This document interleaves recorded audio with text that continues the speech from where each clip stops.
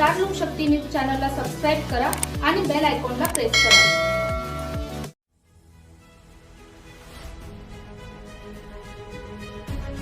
निलेश राणे युवा प्रतिष्ठानतर्फे आज नाशिकमध्ये भुजबळ नॉलेज सिटी येथे मध्य प्रदेश राज्याचे अतिरिक्त पोलीस महासंचालक डॉक्टर वरुण कपूर यांच्या मार्गदर्शनाखाली सायबर सिक्युरिटी अवेअरनेस संदर्भात शिबिर आयोजित करण्यात आले होते। या शिबिरामध्ये प्रामुख्याने जगावर ओढवलेले सायबर हल्ले, या हल्ल्यांपासून सुरक्षित कसे राहायचे व याला आपण बळी न पडता त्याच्यापासून स्वतः लोकांना कसे सुरक्षित ठेवायचे या संदर्भात कॉलेजमध्ये मुलांना योग्य मार्गदर्शन करण्यात आले। यावेळी बोलताना वरुण कपूर यांनी निलेश राणे युवा प्रतिष्ठानबद्दल माहिती दिली। निलेश राणे युवा प्रतिष्ठानचे महाराष्ट्र राज्य व संपूर्ण देशामध्ये गोरगरीब विद्यार्थ्यांसाठी खेळामध्ये मदत करणे व समाजसेवेचा असा वारसा घेऊन ग्रामीण भागात मोठ्या प्रमाणात कार्य करणे हे अतिशय उत्कृष्ट दर्जाचे कार्य आहे, असे डॉक्टर वरुण कपूर यांनी सांगितले। यावेळी भुजबळ नॉलेज सिटीमधील शिक्षकांचा व विद्यार्थ्यांचा गुणगौरव आणि काही पोलीस अधिकारी यांचा सन्मान सोहळा निलेश राणे युवा प्रतिष्ठान यांच्या मार्फत करण्यात आला। यावेळी निलेश राणे युवा प्रतिष्ठानतर्फे डॉक्टर वरुण कपूर यांचा सत्कार निलेश राणे युवा प्रतिष्ठानचे प्रदेश उपाध्यक्ष गणेश कमानकर यांनी केला। त्यावेळी भारतीय क्रीडा महासंघाचे राष्ट्रीय उपाध्यक्ष निलेश राणे आणि कैलास चौधरी, विवेक तिवारी, विनय तिवारी, भूषण बोरेले यांच्यासह अन्य मान्यवर उपस्थित होते। संदीप लामखडेसह प्रतीक्षा वसावे, स्टार लोक शक्ती न्यूज, नाशिक।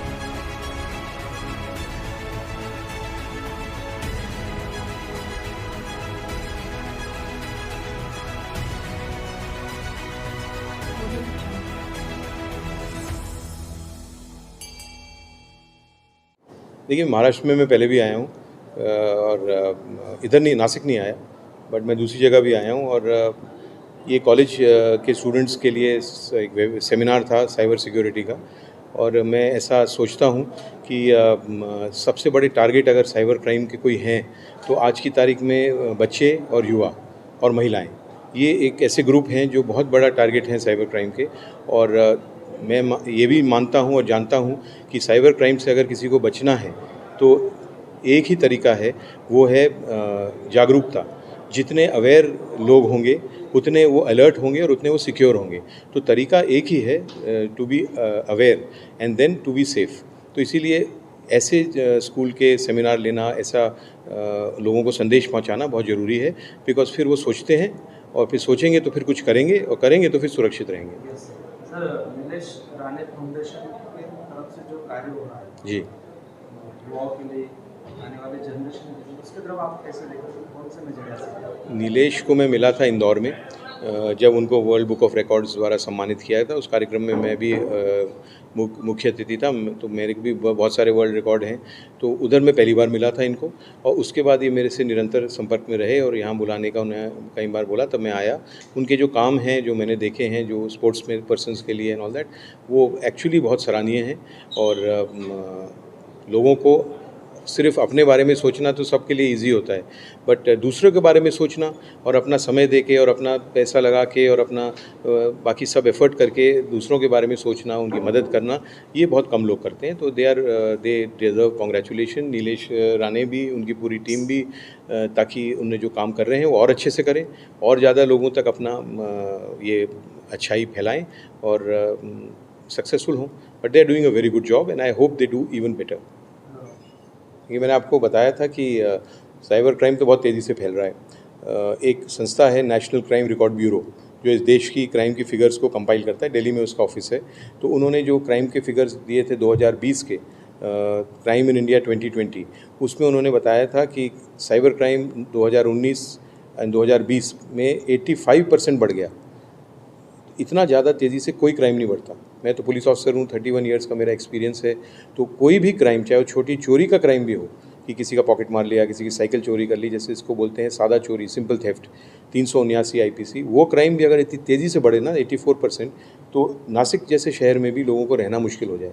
पर साइबर क्राइम इतनी तेज़ी से फैल रहा है और उसके बारे में लोग ज़्यादा कुछ कर नहीं रहे हैं, दैट इज़ वेरी चिंताजनक।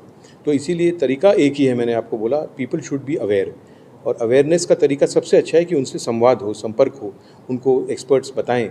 और पता तो सबको कई चीज़ें होती हैं, बट अगर बार बार सुनोगे तो फिर आप उसको समझोगे, और समझने के बाद फिर आप उसको लागू करोगे। तो लागू करोगे तो फिर आप सुरक्षित रहोगे। तो इसीलिए बहुत ज़रूरी है इस प्रकार के संवाद करना, डिजिटली भी और फिज़िकली भी। उसी से सुरक्षा का रास्ता खुलेगा। Thank you. प्रथमतः मी माननीय doctor Varun Kapoor sir, additional director general of police यांचे तर मी खूप आभार मानतो की त्यांनी हे जे जागरूकतापर जो आपला प्रोग्राम घेतला अवेअरनेसचा, त्याचा सर्व विद्यार्थ्यांनी खूप चांगला प्रतिसाद पण दिला आणि त्यांना नक्कीच ह्या गोष्टीचा, ह्या अवेअरनेस प्रोग्रामचा खूप आयुष्यात पुढे फायदा होईल. जसं आपण म्हणतो आहे की डिजिटल वर्ल्डमध्ये कोणत्या प्रकारचे आपल्याला प्रॉब्लेम्स फेस करावे लागू शकतात फ्युचरमध्ये, आणि ते सुद्धा स्टुडंट लेवलला, आणि त्यामार्फत आपल्याला घटना घडू शकतात की क्राईम घडू शकतात, त्याबद्दलची जी आपण घेण्याची काळजी आहे ती त्यांनी व्यवस्थित समजून सांगितली.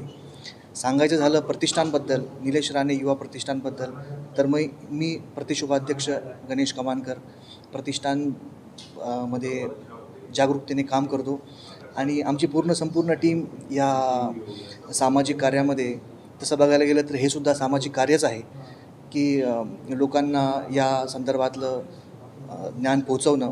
तर आता ह्यापुढे आम्ही इथून मागे तर आम्ही क्रीडा क्षेत्र म्हणा किंवा मग कोविड पेंडॅमिकमध्ये जी पण काही कामं केले ग्राउंड लेवलला, त्यात अजून एक भर पडली अशी की टेक्निकल माध्यमातून सुद्धा आम्ही समाजसेवेचं कार्य सुरू केलेलं आहे, असं मी जाहीरपणे सांगू शकतो.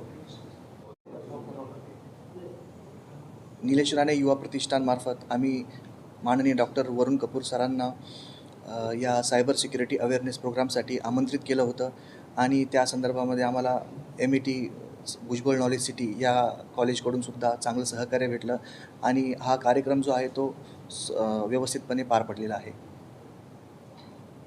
मी गणेश विष्णू कमानकर आणि निलेश राणे युवा प्रतिष्ठानातर्फे सर्व सहकाऱ्यांचे आम्ही आभार मानतो, आणि कॉलेजचे सुद्धा आम्ही खूप खूप आभार मानतो.